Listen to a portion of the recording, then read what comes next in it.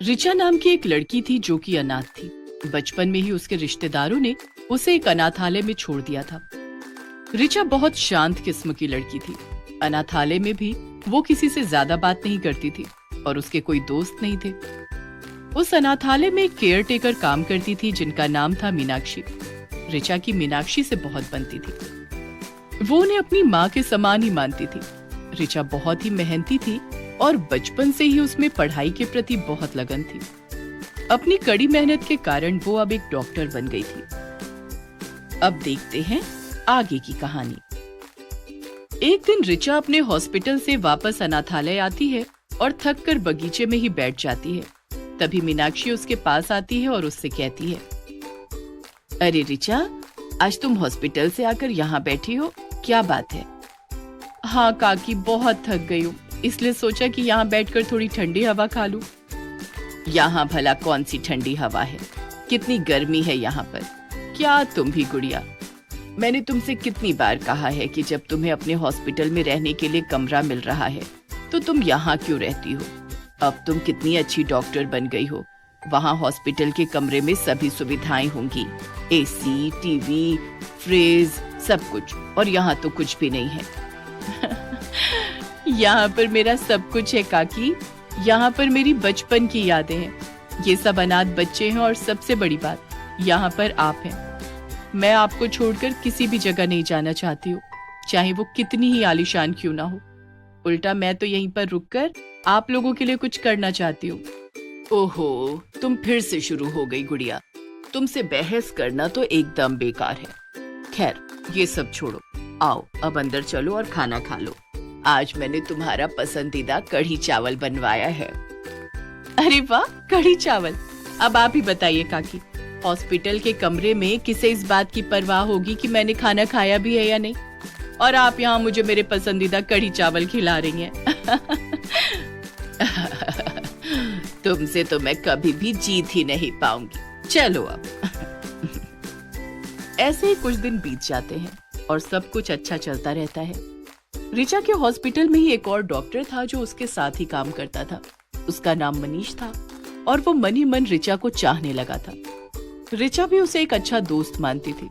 काफी दिनों तक वो दोनों दोस्त बनकर रहे, लेकिन एक दिन मनीष रिचा के पास आता है और बोलता है, हेलो रिचा, वो मैं तुमसे पूछना चाहता था कि क्या तुम आज ड्यूटी के बाद फ्री हो? हाँ, मैं तो ड्यूटी के बाद घर ही जाऊंगी, मगर क्यों, क्या हुआ?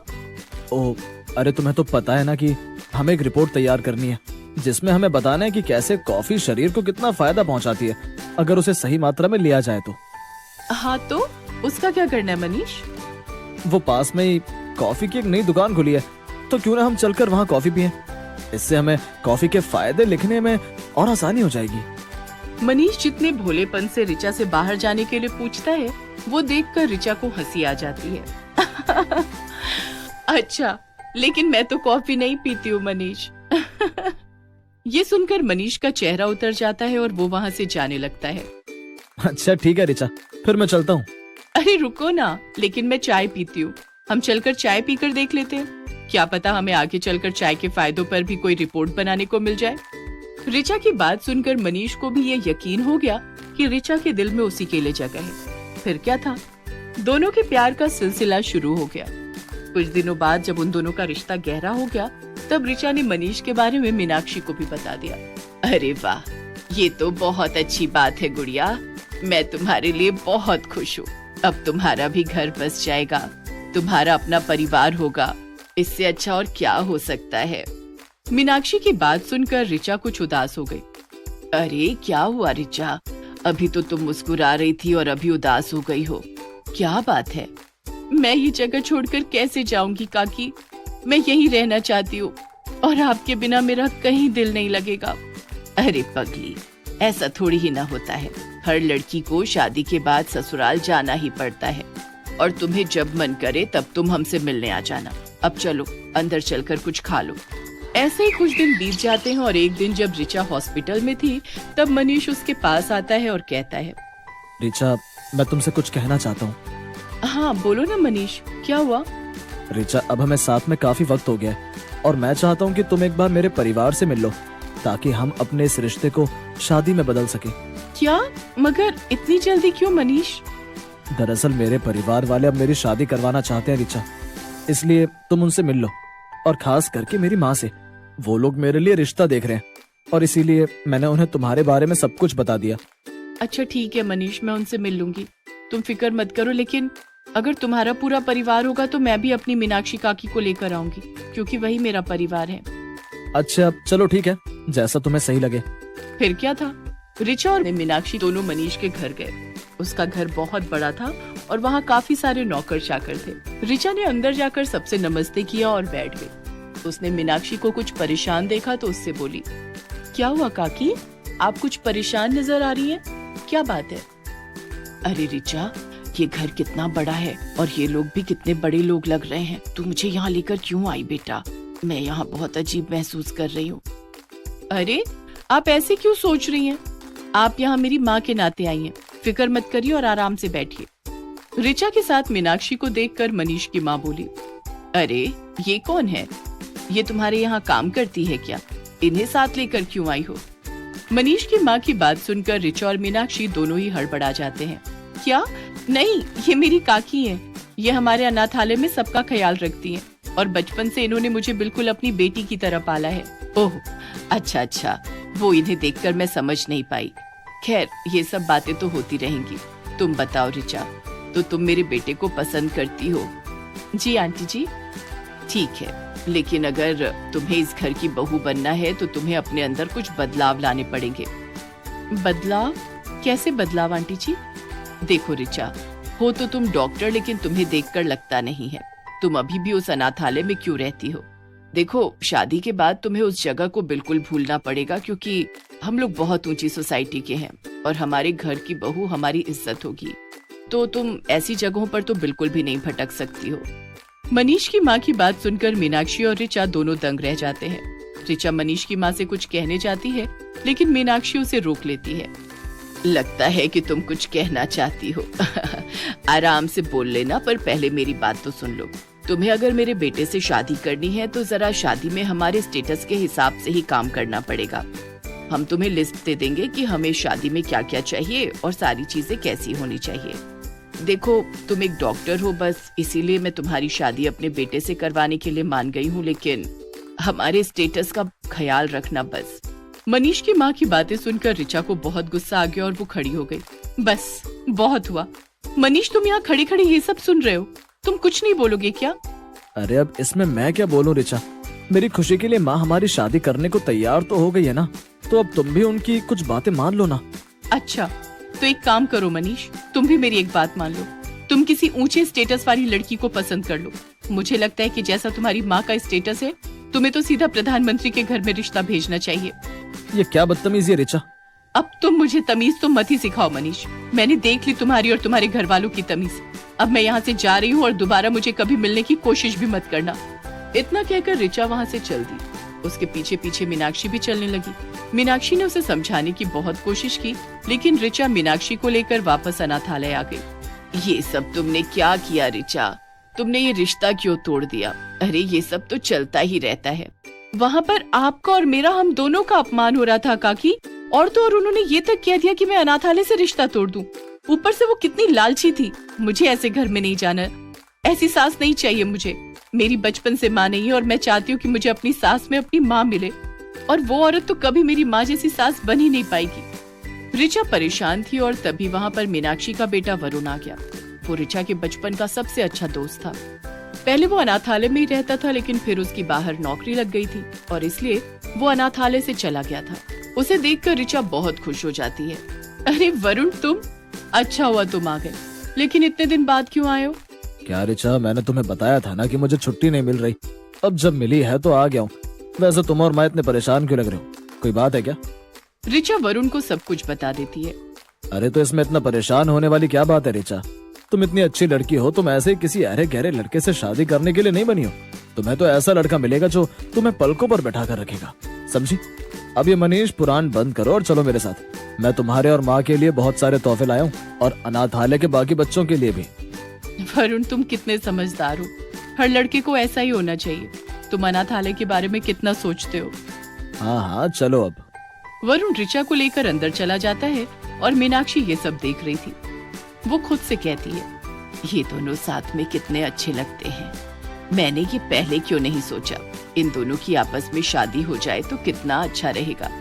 फिर मीनाक्षी भी अंदर चली जाती है। कुछ दिनों तक वरुण छुट्टी लेकर ऋचा के साथ ही रुकता है और एक दिन मौका देखकर मीनाक्षी ऋचा से कह ही देती है, ऋचा बेटी, मुझे एक बात बताओ, तुम्हें मेरा वरुण कैसा लगता है? ये कैसा सवाल है काकी? वरुण तो बहुत अच्छा लड़का है। उससे अच्छा लड़का तो मैंने आज तक नहीं देखा है।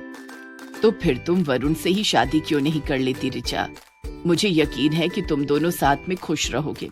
और वैसे भी मुझे लगता है कि मैं एक अच्छी सास बनूंगी। काकी, आप सास नहीं बल्कि माँ से भी प्यारी सास हैं। और वरुण बहुत अच्छा लड़का है। मुझे ये रिश्ता मंजूर है।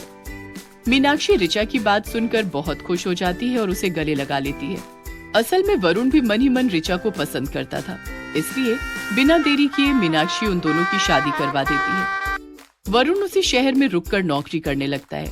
ऋचा और वरुण मिलकर अपनी नई जिंदगी की शुरुआत करते हैं और साथ ही साथ अनाथालय का भी पूरा ध्यान रखते हैं।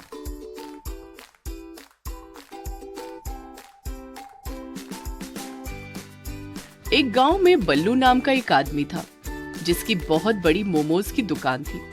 पूरे गांव में और कोई भी मोमोज की दुकान नहीं थी, इसीलिए गांव के सभी लोग बल्लू के पास ही मोमोज खाने जाते थे। एक दिन एक बूढ़ी औरत बल्लू के मोमोज खाने आती है। अब देखते हैं आगे की कहानी। बताओ बूढ़ी काकी, कौन से मोमोज खाओगी? चिकन मोमोज, वेज मोमोज या तंदूरी मोमोज? एक काम कर बल्लू, मुझे वेज मोमोज खिलाना तो, जरा देखूं तो कैसे मोमोज बनाता है तू। बड़े चर्चे सुने हैं मैंने तेरे। ऐसा क्या? वैसे काकी, तुम्हें पहले तो कभी यहाँ नहीं देखा। हाँ, मैं दूसरे गांव से यहाँ आई हूँ, मगर चिंता मत करो, अब तुम मुझे रोज यहीं देखोगे, वो भी अपनी आंखों के सामने। बल्लू बूढ़ी काकी की बात कुछ समझ नहीं पाता है और उन्हें उनके वेज मोमोज दे देता है। ये लो काकी, तुम्हारे मोमोज। वैसे मुझे तुम्हारी बात कुछ समझ नहीं आई। जल्दी से समझ जाओगे। वैसे ये मोमोज मुझे कुछ खास पसंद नहीं आए, और तो और ये महंगे भी बड़े हैं। खैर, ये लो पैसे। बल्लू को बूढ़ी काकी की बात कुछ समझ नहीं आती, मगर वो उनसे कुछ कहता इससे पहले बूढ़ी काकी वहाँ से चली जाती है। इसके बाद बल्लू भी अपने काम में लग जाता है। अगले दिन जब सुबह सुबह बल्लू वापस अपने मोमोज की दुकान लगाने आता है, तब तो वो हैरान रह जाता है। बल्लू की मोमोज की दुकान के ठीक सामने उन्हीं बूढ़ी काकी ने अपने मोमोज की दुकान खोल ली थी, और तो और वो बूढ़ी काकी बल्लू से आधे दामों पर मोमोज बेच रही थी। तभी गांव का एक आदमी बल्लू के पास आता है और उससे कहता है, अरे बल्लू भाई, ये सब क्या चल रहा है गांव में? आपके रहते दूसरी मोमोज की दुकान? मैं भी नहीं जानता भैया, ये बूढ़ी काकी तो कल मेरी दुकान पे मोमोज खाने आई थी और आज इसने खुद ही दुकान खोल ली। जो भी हो बल्लू भाई, मगर वो बहुत ही सस्ते मोमोज बेच रही है। सभी लोग उसी के पास जाएंगे अब से। अब तो लगता है तुमको अपनी दुकान बंद करनी पड़ेगी। वो आदमी भी ये बोलकर बूढ़ी काकी के सस्ते मोमोज चखने पहुंच जाता है। थोड़ी ही देर में बूढ़ी काकी की दुकान पर बहुत भीड़ इकट्ठा हो जाती है और सबको उनके सस्ते मोमोज बड़े अच्छे लगते हैं, जबकि उधर बल्लू की दुकान पर सन्नाटा छाया हुआ था। आखिर ये कैसे मुमकिन है? भला इतने सस्ते दामों में कोई मोमोज कैसे बेच सकता है? इसमें तो कितना नुकसान है। जरूर इसमें कुछ गड़बड़ है, मुझे पता लगाना ही होगा, वरना सच में मेरी दुकान बंद हो जाएगी। बल्लू सोच में पड़ जाता है। ऐसे ही कई दिन बीत जाते हैं और अब गांव के सभी लोग सिर्फ बूढ़ी काकी के सस्ते मोमोज खाने ही जाते थे। बल्लू की दुकान पर अब सबने आना बंद कर दिया था, क्योंकि सबको लगता था बल्लू महंगे मोमोज बेचकर लोगों को ठगता है। एक दिन बल्लू घर पर ही बैठा रहता है और दुकान लगाने नहीं जाता। तभी उसका बचपन का दोस्त हरीश उससे मिलने आता है। अरे बल्लू, क्या बात है, तुम आज घर पर ही बैठे हो, दुकान लगाने नहीं गए? क्या ही करूंगा हरीश दुकान लगाकर। इतनी मेहनत करो, मोमोज बनाओ, लेकिन कोई भी मोमोज खाने नहीं आता। सबको लगता है कि मैं उनको महंगे मोमोज बेच रहा हूँ। अरे तो बल्लू, तुम भी मोमोज के दाम कम क्यों नहीं कर देते? अरे दोस्त, मोमोज की लागत ही उतनी है, तो मैं क्या अपनी जेब पे नुकसान उठाकर सस्ते मोमोज बेचूं? इससे कम दाम अगर मैंने किए तो मुझे बहुत ज्यादा नुकसान हो जाएगा। तो भला वो बूढ़ी काकी कैसे इतने सस्ते में बेच रही है मोमोज? उससे लागत कम कैसे पड़ रही है? वही तो मैं भी समझ नहीं पा रहा हूँ हरीश। जरूर दाल में कुछ काला है। और मैं तो ये भी सोच रहा हूँ कि आखिर वो बूढ़ी काकी आई कहाँ से? पहले तो मैंने कभी उसे इस गांव में नहीं देखा। बात तो तेरी सही है बल्लू, जाने वो कहाँ से आई है। लेकिन अगर तुम्हें अपनी दुकान बचानी है तो घर बैठे बैठे खुद से ये सब सवाल मत करो और पता लगाओ कि उसकी दुकान पे आखिर चल क्या रहा है। हरीश और बल्लू बातें कर ही रहे थे कि तभी उन्हें घर के बाहर से कुछ शोर सुनाई देता है। बल्लू की पड़ोसन मीना जोर जोर से चिल्ला रही थी और रो रही थी। बल्लू और हरीश बाहर जाकर देखते हैं। हे भगवान, मैं लुट गई, मैं बर्बाद हो गई, मेरे सारे गहने चोरी हो गए। हे भगवान। अरे अरे, ये सब कैसे हो गया मीना दीदी? पता नहीं बल्लू भैया, रात में कैसी आंख लगी कि चोर आए और सारा सामान लूट कर लेकर चले गए, हमें भनक भी न लगी। अरे ये आजकल गांव में चोरियां इतनी बढ़ती जा रही है, आखिर हो क्या रहा है? कुछ लोग मीना को संभालते हैं और उसे पुलिस के पास लेकर जाते हैं। वहीं बल्लू और हरीश फिर से बातें करने लगते हैं। खैर बल्लू, तू चिंता मत कर, मैं शाम तक उस बूढ़ी काकी के पुराने गांव और घर के बारे में पता लगाता हूँ। फिर हम दोनों वहाँ चलकर पता कर लेंगे कि आखिर इस बूढ़ी काकी के पीछे का राज क्या है। और ठीक है हरीश। हरीश चला जाता है और बल्लू अपने घर में वापस चला जाता है। शाम को हरीश बल्लू से दोबारा मिलने आता है। क्या हुआ हरीश, कुछ पता चला क्या? बल्लू, बड़ी मुश्किल से मुझे वो बूढ़ी काकी के पुराने गांव का नाम पता चला है और वो यहाँ से काफी दूर भी है। तो फिर देर किस बात की है, चलो चलते हैं। बल्लू और हरीश बूढ़ी काकी के गांव जाने के लिए निकल जाते हैं। वहां पहुंचने के बाद बल्लू को सबसे पहले एक औरत दिखती है जो कि गोलगप्पे बेच रही थी। चल हरीश, ये गोलगप्पे बेचने वाली बहन से पूछते हैं, शायद ये कुछ जानती हो। ठीक है। बल्लू और हरीश दोनों उस औरत के पास जाते हैं और उससे कहते हैं, दीदी, आपके गांव में क्या पहले कोई बूढ़ी काकी रहती थी? अरे भैया, ये तो इतना बड़ा गांव है, यहाँ पर तो कितनी ही बूढ़ी औरतें रहती हैं। अब मुझे कैसे पता होगा तुम किसकी बात कर रहे हो? नहीं, असल में हमारे गांव में एक बूढ़ी काकी आई है जिन्होंने हमारे गांव में आकर वहाँ पर मोमोज की दुकान खोल ली और अब वो सस्ते दामों में मोमोज बेचती है। उसकी वजह से हमारे बल्लू भाई के मोमोज की दुकान ठप हो गई है। हे भगवान, कहीं तुम उस बूढ़ी औरत की बात तो नहीं कर रहे जिसके माथे पर एक बड़ा सा तिल है? हाँ, तिल तो था। तो क्या तुम उसे जानती हो? क्या वो तुम्हारी पड़ोसी थी? अरे वो इस गांव की नहीं है और पड़ोसी नहीं, वो तो एक भागी हुई मुजरिम है, चोर है वो, चोर। क्या मतलब? अरे जब वो इस गांव में आई तब उसने मेरे ही गोलगप्पे के ठेले के सामने अपनी गोलगप्पे की दुकान खोल ली। फिर वो सस्ते दामों पर लोगों को गोलगप्पे खिलाने लगी। हाँ ठीक, यही तो मेरे साथ भी किया उसने। फिर क्या हुआ? उसकी दुकान पर जितने भी लोग आते थे वो उनमें से किसी न किसी एक को नशे वाले गोलगप्पे खिला देती थी और रात में उस बूढ़ी काकी के 2 बेटे जाकर उसके घर में चोरी कर लेते थे। क्या 2 बेटे? उसके 2 बेटे भी है?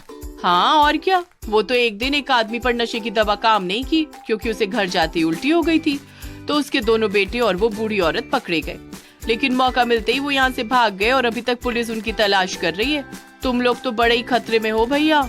बल्लू, अब मुझे समझ में आया कि हमारे गांव में अचानक से चोरियां कैसे बढ़ गई। हाँ हरीश, सुबह ही मीना दीदी के घर पर भी चोरी हुई। हमें जल्दी से वापस जाकर गांव वालों को सारा सच बताना पड़ेगा। पर गांव वाले मेरी बात नहीं सुनेंगे। उन सबको तो यही लगेगा कि मैं बूढ़ी काकी से जलता हूँ, इसलिए उल्टी सीधी कहानियां बना रहा हूँ। हमें उस बूढ़ी काकी और उसके बेटों को रंगे हाथ पकड़ना होगा। हाँ, ये बात तो तू एकदम ठीक कह रहा है, पर ये हम करेंगे कैसे? वो सब तू मुझ पर छोड़ दे, अभी तो तू बस मेरे साथ वापस गांव चल। बल्लू और हरीश वापस गांव आ जाते हैं और बल्लू हरीश से कहता है, हरीश, अब तू मेरी बात ध्यान से सुनना। मैं इस बुढ़िया पर नजर रखे रहूंगा और मैं जब तुझे तेरे फोन पर मैसेज करूं तब तू सारे गांव वालों को लेकर उस जगह पहुंच जाना। ठीक है? ठीक है, मैं समझ गया बल्लू। हरीश सभी गांव वालों को बताने चला जाता है और बल्लू बूढ़ी काकी पर नजर रखने लगता है। वाह वाह, आज भी मेरे सारे मोमोज बिक गए। अब दुकान बंद कर देती हूँ और घर चलती हूँ। बूढ़ी काकी दुकान बंद करके घर जाने लगती है, मगर वो सुनसान जंगल की तरफ जा रही थी। बल्लू भी उनका पीछा करने लगता है। जंगल तक पहुंचकर बूढ़ी काकी अपने दोनों बेटों से मिलती है और उससे कहती है, मेरे होनहार बेटों, आज मैंने उस महेश की बीवी को नशीले मोमोज खिलाए हैं। वो बता रही थी कि उसके घर पर आज कोई है भी नहीं, उसका पति बाहर गया है, तो तुम दोनों जाओ और जाकर उसके घर से सारे गहने जेवर चुरा लाओ। मैं तुम्हारा यही इंतजार करूंगी। पर माँ, यहाँ क्यों? हाँ माँ, यहाँ जंगल के पास क्यों? अरे आज ये हमारी इस गांव में आखिरी चोरी होगी। याद नहीं, पिछली बार हम उस गांव में फंस गए थे। अब हम एक गांव में कुछ ही दिन तक चोरियां करेंगे और फिर वहां से निकल जाएंगे। तुम लोग गहने चुरा कर लाओ, फिर हम जंगल के रास्ते यहाँ से निकल जाएंगे। दोनों बेटे अपनी माँ का प्लान अच्छे से समझ जाते हैं और गांव में चोरी करने के लिए चले जाते हैं। बल्लू तुरंत हरीश को मैसेज कर देता है और उससे कहता है कि वो सभी गांव वालों को जल्दी से जंगल के पास लेकर आए। इतना कहकर बल्लू बूढ़ी औरत के सामने आ जाता है। बस, बहुत हुआ तुम्हारा खेल। अब तुम रंगे हाथों पकड़ी गई काकी। क्या? तू यहाँ क्या कर रहा है? बल्लू को देखकर बूढ़ी काकी भागने की कोशिश करने लगती है, मगर बल्लू उसे पकड़कर एक जगह बांध देता है। थोड़ी देर में सभी गांव वाले भी हरीश के साथ वहां पहुंच जाते हैं। अरे बल्लो, यह सब क्या चल रहा है? तुमने हम सबको यहाँ क्यों बुलवाया? और तुमने ये सस्ते मोमोज बेचने वाली बूढ़ी काकी को ऐसे बांध के क्यों रखा हुआ है? जरा सब्र करिए आप सब, अभी सारा सच सामने आ जाएगा। तभी बूढ़ी काकी के दोनों बेटे खुशी खुशी वहाँ पहुँच जाते हैं। मामा देखो, हम मनीष की बीवी के घर से गहने चुरा कर ले आए। अरे चुप कर बेवकूफ, देख वहाँ सभी गांव वाले हैं। दोनों बेटे वहाँ से भागने की कोशिश करने लगते हैं, मगर बल्लू दोनों को पकड़ लेता है। अरे तुम दोनों भाग कहाँ रहे हो? जरा सभी गांव वालों को सच तो बताना, वरना अच्छा नहीं होगा। दोनों बेटे गांव वालों को चोरी और मोमोज का सारा सच बता देते हैं, जिससे गांव वालों की आंखें खुल जाती हैं। अरे नहीं, हमसे तो बड़ी भूल हो गई बल्लू भैया। हमें भी सोचना चाहिए था कि ये बुढ़िया हमें इतने सस्ते में मोमोज क्यों खिला रही है। ये तो हमें बर्बाद कर देती। हाँ, ये तो हमें कंगाल करके भागने के इरादे से आई थी। तुमने हम सबको बचा लिया बल्लू भैया, तुम्हारा बहुत बहुत धन्यवाद। हाँ ठीक है, अब चलो इन लोगों को पुलिस के हवाले करो, वरना ये ना जाने और किस किस को बेवकूफ बनाएंगे। वो सब मिलकर बूढ़ी काकी और उसके बेटों को पुलिस के हवाले कर देते हैं और बल्लू की मोमोज की दुकान एक बार फिर से अच्छे से चलने लगती है। इतना ही नहीं, अब तो बल्लू की पूरे गांव में वाहवाही भी हो जाती है। Please subscribe this channel.